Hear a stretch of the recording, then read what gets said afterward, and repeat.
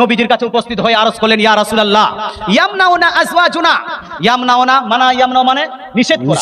ইয়ামনাউনা আজওয়াজুনা, আজওয়াজ এটা হলো বহুবচন, এর এক বচন হলো জৌজ, জৌজ মানে স্বামী।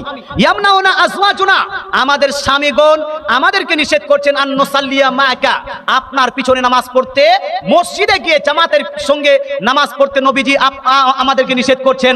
ইয়া রাসূলুল্লাহ, আমরা কি স্বামীর কথা মানবো না মানবো না? কথা বুঝতে পারছেন?